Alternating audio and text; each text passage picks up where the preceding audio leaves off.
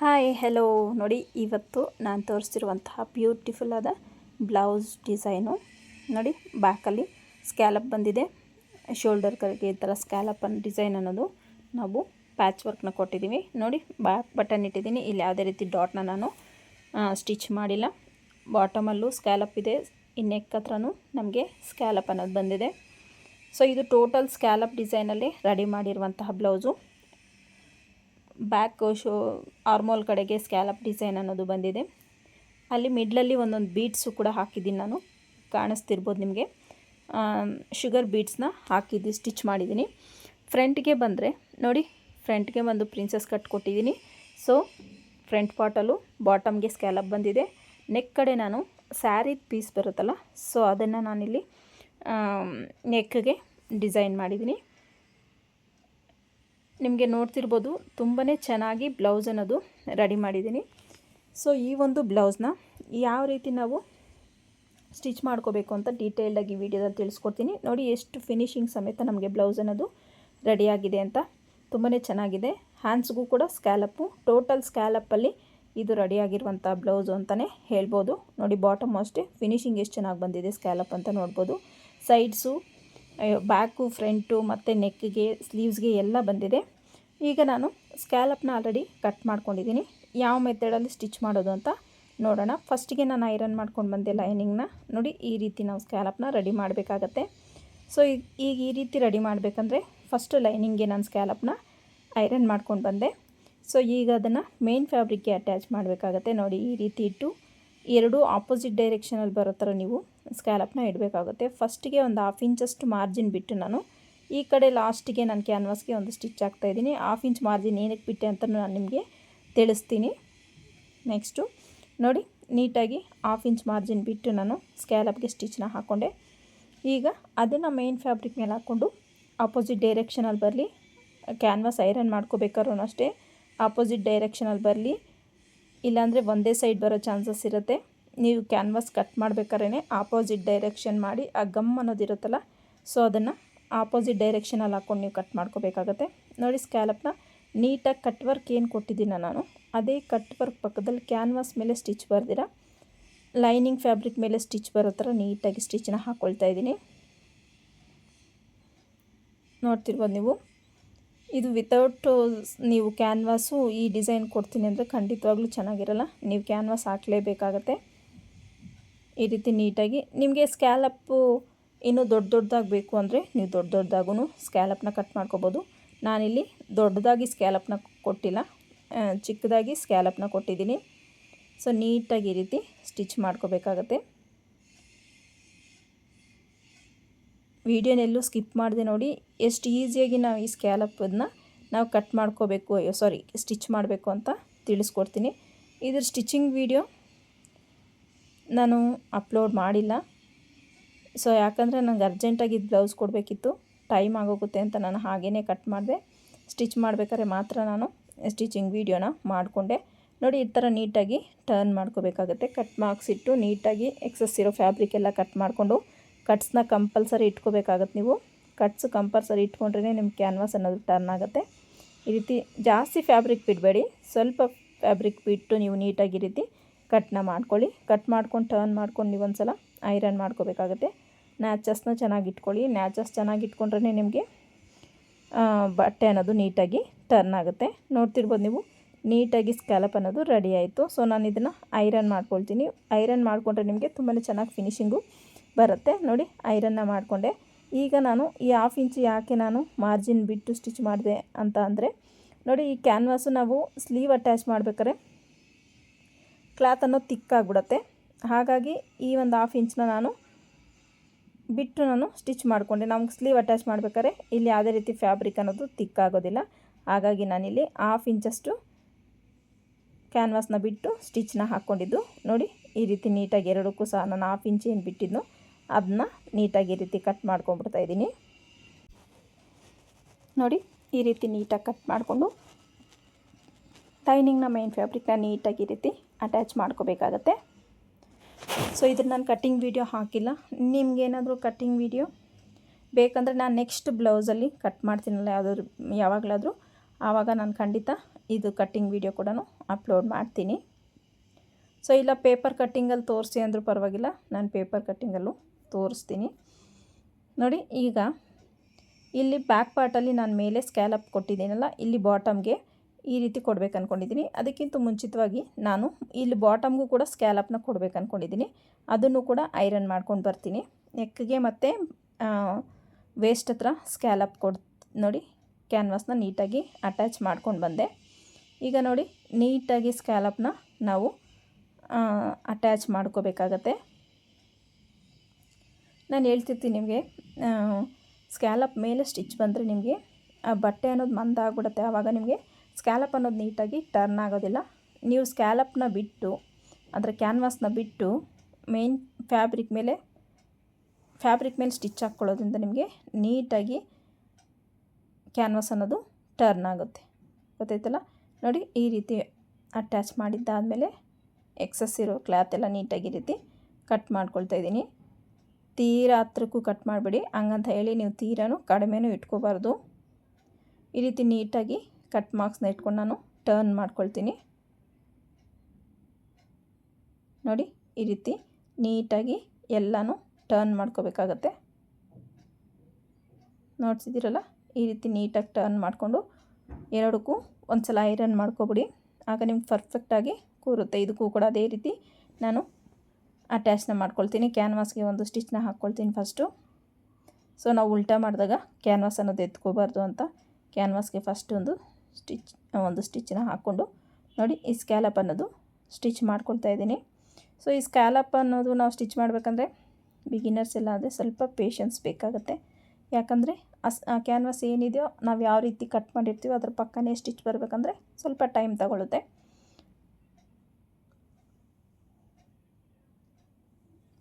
ನೀಟಾಗಿ ರೀತಿ ಕಟ್ ಮಾರ್ಕ್ಸ್ನ ಇಟ್ಕೊಳ್ಳಿ.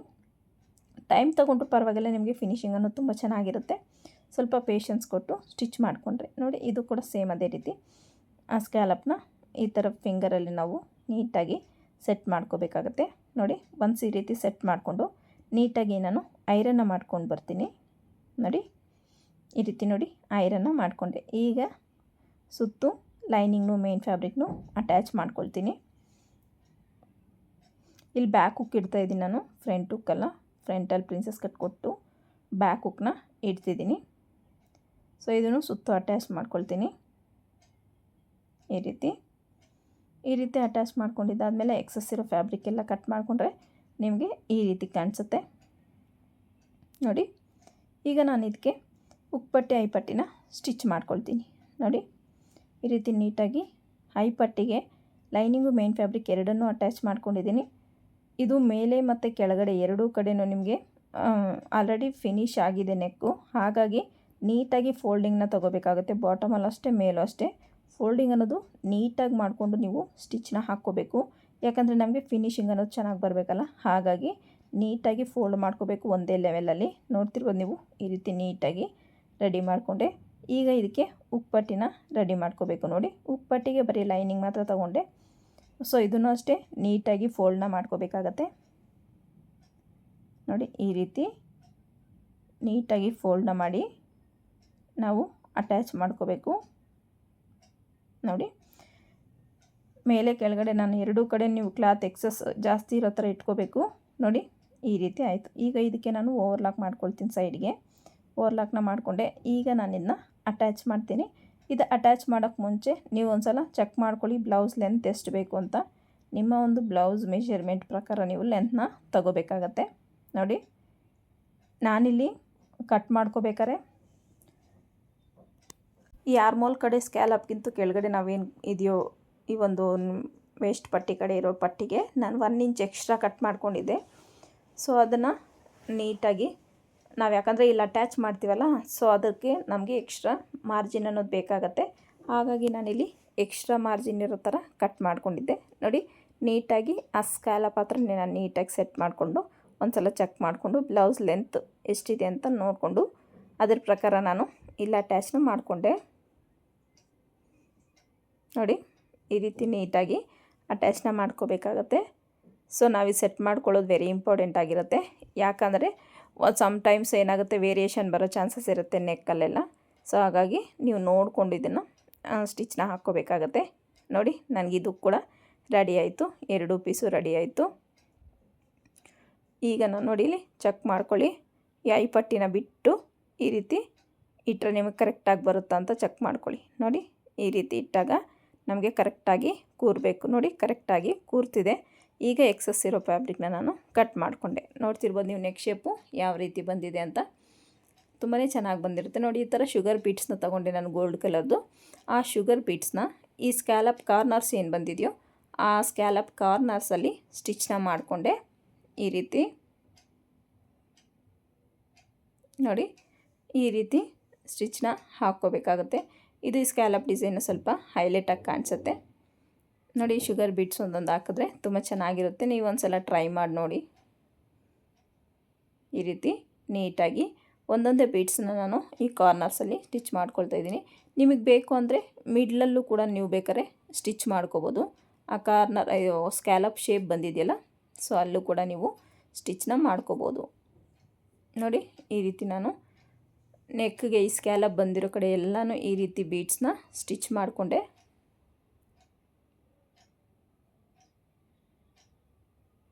ನೀಟಾಗಿ ಒಂದೊಂದೇ ನಾಟ್ ಹಾಕ್ಕೊಂಡು ನಿಮಗೆ ಬೇಕಂದರೆ ನೋಡಿ ಇಲ್ಲೂ ಕೂಡ ನೀವು ಸ್ಟಿಚ್ ಮಾಡ್ಕೋಬೋದು.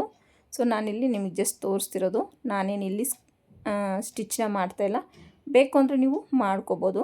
ನೋಡಿ ಈ ರೀತಿ ಕೂಡ ನೀವು ಸ್ಟಿಚ್ನ ಮಾಡ್ಕೋಬೋದು. ನೋಡಿ ಇವಾಗ ಟೋಟಲಾಗಿ ನಾನು ಎಲ್ಲ ಕಡೆನೂ ಈ ಒಂದು ಬೀಡ್ಸ್ನ ಒಂದೊಂದನ್ನು ಸ್ಟಿಚ್ ಮಾಡಿದ್ದೀನಿ. ಸೊ ಬ್ಯಾಕ್ ಹೇಗೆ ಕಾಣಿಸ್ತಿದೆ ನೋಡಿ. ಈಗ ಫ್ರಂಟ್ನ ರೆಡಿ ಮಾಡ್ಕೊಳ್ಳೋಣ. ನೋಡಿ ಫ್ರಂಟಿಗೆ ಕ್ಯಾನ್ವಾಸ್ ಆಲ್ರೆಡಿ ಕಟ್ ಮಾಡ್ಕೊಂಡಿದ್ನಲ್ಲ, ಸೊ ಅದನ್ನ ಮೇನ್ ಫ್ಯಾಬ್ರಿಕ್ ಮೇಲೆ ಇಟ್ಕೊಂಡು ನೀಟಾಗಿ ಈ ರೀತಿ ಶೇಪ್ನ ಕೊಡಬೇಕಾಗತ್ತೆ.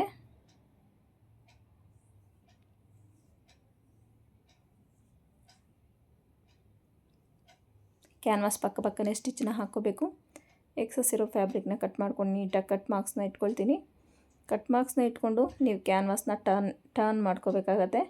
ಟರ್ನ್ನ ಮಾಡ್ಕೊಂಡು ಒಂದು ಕಿನಾರೆ ಸ್ಟಿಚ್ನ ಹಾಕ್ಕೊಳ್ತೀನಿ ನಾನಿಲ್ಲಿ. ಇದು ಕೂಡ ಕಂಪಲ್ಸರಿ. ಕಿನಾರೆ ಸ್ಟಿಚ್ ಹಾಕ್ಕೊಂಡಾಗ ನಿಮಗೆ ಕ್ಯಾನ್ವಾಸ್ ಅನ್ನೋದು ತುಂಬ ಚೆನ್ನಾಗಿ ಟರ್ನ್ ಆಗುತ್ತೆ. ಸೊ ನೆಕ್ ಶೇಪು ಅಷ್ಟೇ ತುಂಬಾ ಚೆನ್ನಾಗಿರುತ್ತೆ. ಈ ಕಿನಾರೆ ಸ್ಟಿಚ್ ಅನ್ನೋದು ಕಂಪಲ್ಸರಿ ಆಗಿರುತ್ತೆ. ಸೊ ಇದು ಕೂಡ ನಿಧಾನ ಆದರೂ ಪರವಾಗಿಲ್ಲ, ನೀಟಾಗಿ ಕೂಳೆ ಎಲ್ಲ ಈ ಒಂದು ಲೈನಿಂಗ್ ಕಡೆ ಬರೋ ಥರ ಫೋಲ್ಡ್ನ ಮಾಡ್ಕೊಂಡು ನೀವು ಸ್ಟಿಚ್ನ ಹಾಕಬೇಕಾಗತ್ತೆ. ನೋಡಿ ಈ ರೀತಿ ಸ್ಟಿಚ್ನ ಹಾಕಿದಾಗ ನಿಮಗೆ ನೋಡಿ ಫಿನಿಶಿಂಗ್ ಎಷ್ಟು ಚೆನ್ನಾಗಿ ಕಾಣಿಸ್ತಿದೆ ಅಂತ. ಈಗ ನಾನು ಮೇನ್ ಫ್ಯಾಬ್ರಿಕ್ನು ಮತ್ತು ಲೈನಿಂಗ್ನ ನೀಟಾಗಿ ಈ ರೀತಿ ಅಟ್ಯಾಚ್ ಮಾಡ್ಕೊಳ್ತೀನಿ. ಸೊ ಸ್ವಲ್ಪ ಡಿಲೇ ಆಯಿತು ವಿಡಿಯೋ ಹಾಕೋದು, ಯಾಕಂದರೆ ಈಗ ಹಬ್ಬದ ಸೀಸನೆಲ್ಲ ಸ್ವಲ್ಪ ಬ್ಯುಸಿ ಇದ್ದೀನಿ. ಈ ವಿಡಿಯೋ ಎಡಿಟಿಂಗ್ ಎಲ್ಲ ಮಾಡಿದ್ರೆ ತುಂಬಾ ಟೈಮ್ ತಗೊಳುತ್ತೆ, ಹಾಗಾಗಿ ಗ್ಯಾಪ್ ಆಯಿತು ವಿಡಿಯೋ ಹಾಕೋದು. ನೋಡಿ ಈಗ ಸ್ಯಾರಿ ಕ್ಲಾತ್ ಇದೆಯಲ್ಲ, ಆ ಸ್ಯಾರಿ ಕ್ಲಾತ್ನ ನಾನು ಇಲ್ಲಿ ನೆಕ್ ಕಡೆ ಈ ರೀತಿ ಫೋಲ್ಡ್ನ ಮಾಡಿ ಪಟ್ಟಿ ಥರ ಕೊಡ್ತಾಯಿದ್ದೀನಿ. ನಿಮಗಿದು ಇನ್ನೂ ಚಿಕ್ಕದಾಗಿ ಪಟ್ಟಿ ಬೇಕು ಅಂದರೆ ಚಿಕ್ಕದಾಗೂ ಕೂಡ ಪಟ್ಟಿನ ಸ್ಟಿಚ್ ಮಾಡ್ಕೋಬೋದು. ನೋಡಿ ಈ ಕಾರ್ನರ್ ಬಂದಾಗ ನಿಮಗೆ ಯಾವ ರೀತಿ ಫೋಲ್ಡ್ನ ಮಾಡ್ಕೋಬೇಕು ಅಂತ ನಿಮಗೆ ಐಡಿಯಾ ಬಂತು ಅಂದ್ಕೊಂಡಿದ್ದೀನಿ. ನೋಡಿ ಈ ರೀತಿ ಸ್ಟಿಚ್ನ ಹಾಕ್ಕೊಳ್ಳಿ. ನಿಮಗಿನ್ನೂ ಇಷ್ಟು ಅಗಲ ಬೇಡ ಅಂದರೆ ನೀವು ಅದನ್ನು ಇನ್ನೂ ಕಡಿಮೆಗೆ ಫೋಲ್ಡ್ನ ಮಾಡ್ಕೋಬೋದು. ಓಕೆನಾ? ನೋಡಿ ನಾನಿಲ್ಲಿ ನೋಡಿ ಈ ಒಂದು ಶೇಪ್ ಅನ್ನೋದು ಪರ್ಫೆಕ್ಟಾಗಿ ಬರಬೇಕು. ಇಲ್ಲೇನು ನೋಡ್ತಿದ್ದೀರೋ ಅದು ಶಾರ್ಪ್ನೆಸ್ ಅನ್ನೋದು ಚೆನ್ನಾಗಿ ಬರಬೇಕಾಗತ್ತೆ. ನೋಡಿ ಈ ರೀತಿ ಸ್ಟಿಚ್ ಮಾಡಿದಾದಮೇಲೆ ಈಗ ನಾನು ಮಿಡ್ಲಲ್ಲೂ ಒಂದು ಸ್ಟಿಚ್ನ ಹಾಕ್ಕೊಳ್ತೀನಿ. ಈಗ ನಾನು ಮೇಲಿಂದ ಕೂಡ ಸೇಮ್ ಪಟ್ಟಿನ ಅಟ್ಯಾಚ್ ಮಾಡ್ತೀನಿ.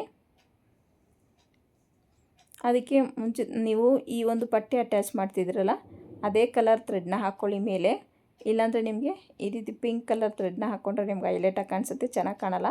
ಹಾಗಾಗಿ ನೀವು ಈ ಒಂದು ಬಾರ್ಡ್ರ್ ಏನು ಅಟ್ಯಾಚ್ ಮಾಡ್ತಿದ್ದೀವಿ ನಾವು ಸ್ಯಾರಿ ಪೀಸು, ಸೊ ಅದಕ್ಕೆ ಮ್ಯಾಚ್ ಆಗುವಂತಹ ಥ್ರೆಡ್ನ ನೀವು ಹಾಕ್ಕೊಂಡು ಸ್ಟಿಚ್ನ ಹಾಕಬೇಕಾಗತ್ತೆ.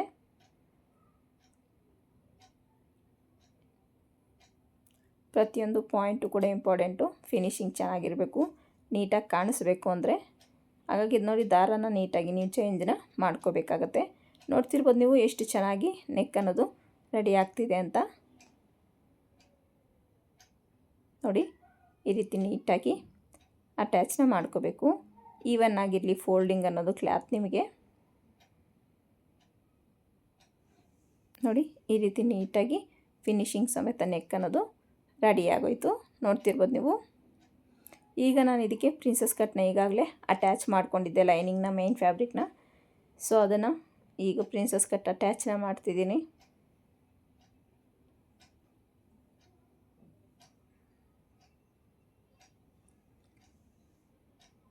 ನೋಡಿ, ಒಂದು ಸೈಡ್ ಆಯಿತು, ಮತ್ತೊಂದು ಸೈಡು ಅಟ್ಯಾಚ್ ಮಾಡ್ತಾಯಿದ್ದೀನಿ ನಾನು ಪ್ರಿನ್ಸಸ್ ಕಟ್ ಪಾರ್ಟ್ನ.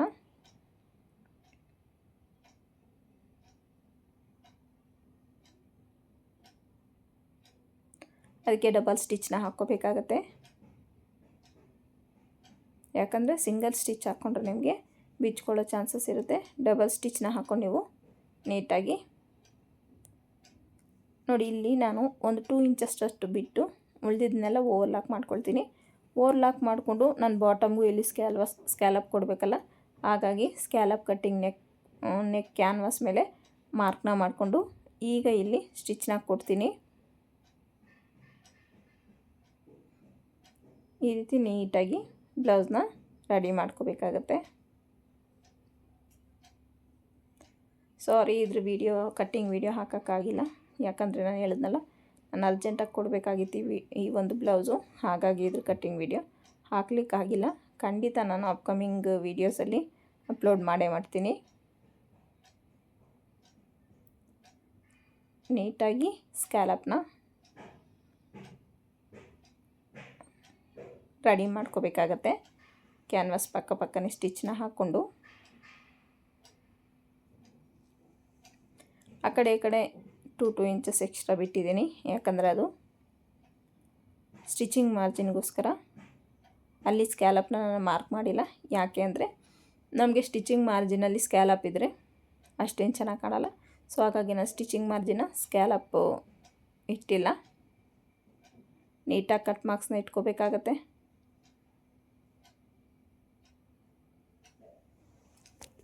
ನೋಡಿ, ಈ ರೀತಿ ಕಟ್ ಮಾರ್ಕ್ಸ್ನ ಇಟ್ಕೊಳ್ಳಿ, ನೀಟಾಗಿ ಟರ್ನ್ ಮಾಡ್ಕೊಳ್ಳಿ. ತುಂಬಾ ಚೆನ್ನಾಗಿರುತ್ತೆ ಈ ಒಂದು ಬ್ಲೌಸ್ ಡಿಸೈನು. ಸೊ ಎಲ್ಲ ಕಡೆ ಕ್ಯಾನ್ವಾಸ್ ಎಲ್ಲ ಅಟ್ಯಾಚ್ ಮಾಡೋದ್ರಿಂದ ನಮಗೆ ಟೈಮ್ ಸ್ವಲ್ಪ ಜಾಸ್ತಿನೇ ಇಡ್ಸುತ್ತೆ. ನೋಡಿ, ಸ್ಕ್ಯಾಲಪ್ ಅನ್ನೋದು ಎಷ್ಟು ನೀಟಾಗಿ ರೆಡಿ ಆಯಿತು ಅಂತ. ಈಗ ಎಕ್ಸ್ಟ್ರಾ ಇರೋದನ್ನ ಈ ರೀತಿ ಕಟ್ ಮಾಡ್ಕೋಬೇಕಾಗತ್ತೆ. ಇದಕ್ಕೆ ನಾನು ಎಮ್ಮಿಂಗ್ ಮಾಡ್ಕೊಳ್ತೀನಿ ಈ ಪಟ್ಟಿಗೆ. ಈಗ ಸ್ಲೀವ್ಸ್ನ ಮಾರ್ಕ್ ಮಾಡಿಕೊಂಡು ಪೀಸ್ನ ಕೊಡ್ತಿದ್ದೀನಿ ನೋಡಿ ಸ್ಲೀವ್ಸ್ಗೆ. ಬಿಗಿನರ್ಸ್ಗಾದರೆ ಸ್ಲೀವ್ಸ್ಗೆ ಪೀಸ್ ಕಟ್ಟೋದು ಸ್ವಲ್ಪ ಕಷ್ಟ ಆಗ್ಬೋದು. ಈ ರೀತಿ ಆಪೋಸಿಟ್ ಡೈರೆಕ್ಷನಲ್ಲಿ ಪೀಸ್ನ ಕಟ್ಕೊಳ್ಳಿ. 2 ಪೀಸಸ್ಗೆ ಮಾತ್ರ ಲೈನಿಂಗ್ ಕಟ್ಟೋ ಥರ ಇಟ್ಕೊಂಡು ಈ ರೀತಿ ನಾವು ಸ್ಟಿಚ್ ಮಾಡ್ಕೊಳ್ಳೋದ್ರಿಂದ ಈಸಿಯಾಗಿ ಬೇಗನೆ ಕೆಲಸ ಆಗುತ್ತೆ. 4 ಕಡೆ ಪೀಸ್ ಕಟ್ಟೋ ಅವಶ್ಯಕತೆ ಇರೋದಿಲ್ಲ. ನೋಡಿ, ಈಗ ಈ ಥರ ಇಟ್ಟು ನಾನು ಐರನ್ನ ಮಾಡ್ಕೊಂಡು ಬರ್ತೀನಿ. ನೋಡಿ, ಐರನ್ನ ಮಾಡ್ಕೊಂಬಂದಿದ್ದಾಯಿತು. ಈಗ ನಾನು ನೋಡಿ ಮೇನ್ ಫ್ಯಾಬ್ರಿಕ್ ಮೇಲೆ ಹಾಕ್ಕೊಂಡು ಸ್ಟಿಚ್ನ ಹಾಕ್ಕೊಳ್ತೀನಿ.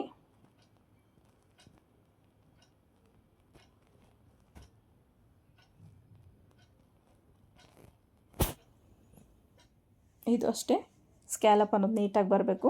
ನೀಟಾಗಿ ಸ್ಟಿಚ್ನ ಹಾಕ್ಕೋಬೇಕಾಗತ್ತೆ. ವಿಡಿಯೋನೆಲ್ಲೂ ಸ್ಕಿಪ್ ಮಾಡಿದೆ ಕೊನೆ ತನಕ ನೋಡಿ.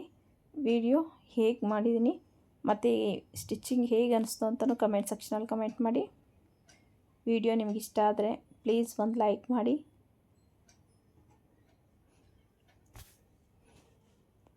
ನೋಡಿ, ಈ ರೀತಿ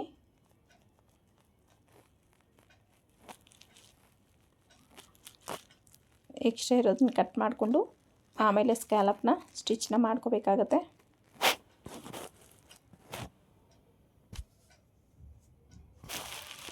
ನೋಡಿ, ಇನ್ನೊಂದು ಸ್ಲೀವ್ನು ನಾನು ರೆಡಿ ಮಾಡ್ಕೊಳ್ತಾ ಇದ್ದೀನಿ.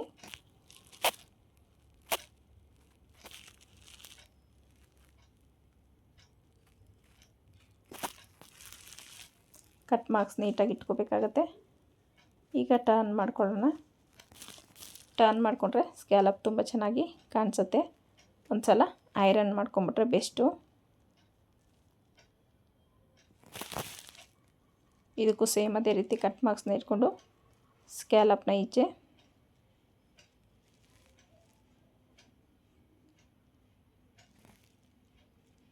ನೋಡಿ ಎರಡಕ್ಕೂ ಐರನ್ ಮಾಡ್ಕೊಂಡು ಬಂದೆ.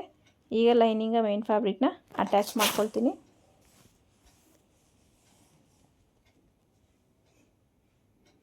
ಈ ರೀತಿ.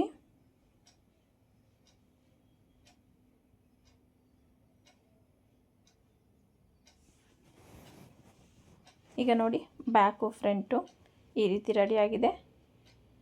ಈಗ ಫ್ರಂಟು ಬ್ಯಾಕು ಶೋಲ್ಡರ್ ಅಟ್ಯಾಚ್ನ ಮಾಡಬೇಕಾಗತ್ತೆ.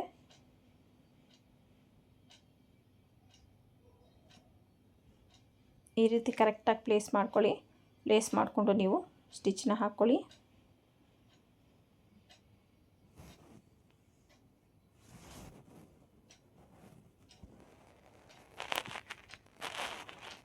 ನೋಡಿ ಓಪನ್ ಮಾಡಿದ್ರೆ ನಿಮಗೆ ಎಷ್ಟು ಚೆನ್ನಾಗಿ ಕಾಣಿಸ್ತಿದೆ ನೆಕ್ ಅನ್ನೋದು. ಈಗ ನಾನು ಇದಕ್ಕೆ ಸ್ಲೀವ್ಸ್ನ ಅಟ್ಯಾಚ್ ಮಾಡ್ತೀನಿ.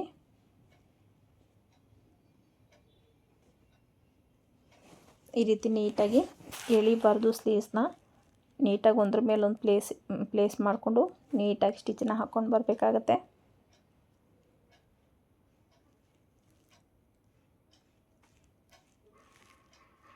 ನೋಡಿ ನಿಮಗೆ ಎಷ್ಟು ಚೆನ್ನಾಗಿ ಕಾಣಿಸ್ತಿದೆ. ಸ್ಲೀವ್ ಅಟ್ಯಾಚ್ ಮಾಡಿದ್ಮೇಲೆ ಇನ್ನೊಂದು ಕಡೆ ಸೇಮ್ ಅದೇ ರೀತಿ ಸ್ಲೀವ್ನ ಅಟ್ಯಾಚ್ ಮಾಡೋಣ.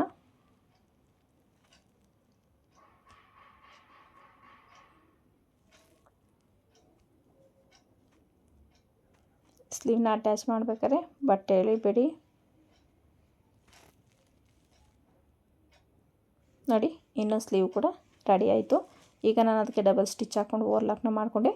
ಈಗ ಸೈಡ್ ಫಿಟ್ಟಿಂಗ್ನ ಕೊಡೋಣ.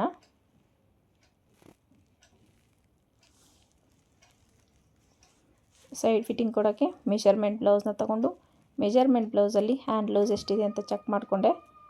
ಮತ್ತು ಚೆಸ್ಟ್ ಲೂಸು ವೇಸ್ಟ್ ಲೂಸ್ ಎಲ್ಲ ನಾವೇನು ಮಾರ್ಕಿಂಗ್ ಮಾಡಿರ್ತೀವೋ ಅದ್ರ ಪ್ರಕಾರ ನಾವು ಫಿಟ್ಟಿಂಗ್ನ ಕೊಡಬೇಕಾಗತ್ತೆ. ನೋಡಿ ಇಲ್ಲೂ 2 ಇಂಚಸ್ಗೆ ಮಾರ್ಕ್ನ ಮಾಡಿಕೊಂಡೆ.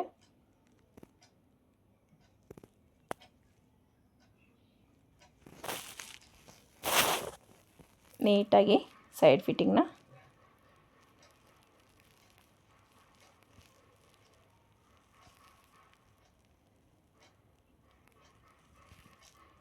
ಇನ್ನೊಂದು ಕಡೆ ನೀಟಾಗಿ ಅದೇ ರೀತಿ ಮಾರ್ಕ್ ಮಾಡಿಕೊಂಡು ಸ್ಟಿಚ್ನ ಮಾಡ್ಕೋಬೇಕಾಗತ್ತೆ.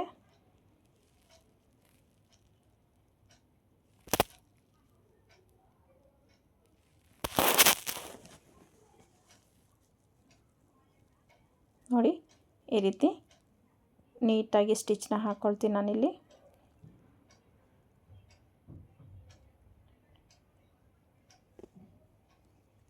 ನೋಡಿ ಬ್ಲೌಸ್ ಅನ್ನೋದು ಈ ರೀತಿ ರೆಡಿ ಆಗೋಯ್ತು.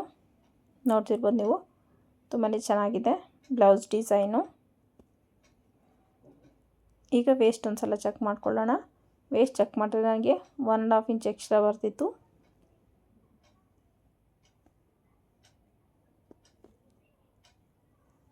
ನೋಡಿ ಈ ರೀತಿ ಸೈಡ್ ಫಿಟ್ಟಿಂಗ್ನ ಕೊಟ್ಟರೆ ನಿಮ್ಗೆ ಬ್ಲೌಸ್ ಅನ್ನೋದು ರೆಡಿ ಆಗಿಬಿಡುತ್ತೆ. ಬ್ಲೌಸಲ್ಲಿ ಫೈನಲ್ ಲುಕ್ಕು ಈ ರೀತಿ ಕಾಣಿಸುತ್ತೆ. ಈ ವಿಡಿಯೋ ಹೇಗೆ ಅನಿಸ್ತು ಅಂತ ಕಮೆಂಟ್ ಸೆಕ್ಷನಲ್ಲಿ ಕಮೆಂಟ್ ಮಾಡಿ. ವಿಡಿಯೋ ಇಷ್ಟ ಆದರೆ ಒಂದು ಲೈಕ್ ಮಾಡಿ. ನೀವು ಕೊಡೋ ಲೈಕು ನಮ್ಗೆ ತುಂಬಾ ಎನ್ಕರೇಜ್ ಸಿಗುತ್ತೆ. ಸೊ ಈ ವಿಡಿಯೋ ಫೈನಲ್ ಲುಕ್ಕು ಈ ರೀತಿ ಇದೆ. ಇಷ್ಟೊತ್ತು ವಿಡಿಯೋ ನೋಡೋದಕ್ಕೆ thank you so much. Next ವಿಡಿಯೋದಲ್ಲಿ ಸಿಗ್ತೀನಿ. ಇದ್ರ ಕಟ್ಟಿಂಗ್ ವಿಡಿಯೋ ಬೇಕು ಅಂದ್ರೂ ಅಪ್ಲೋಡ್ ಮಾಡ್ತೀನಿ.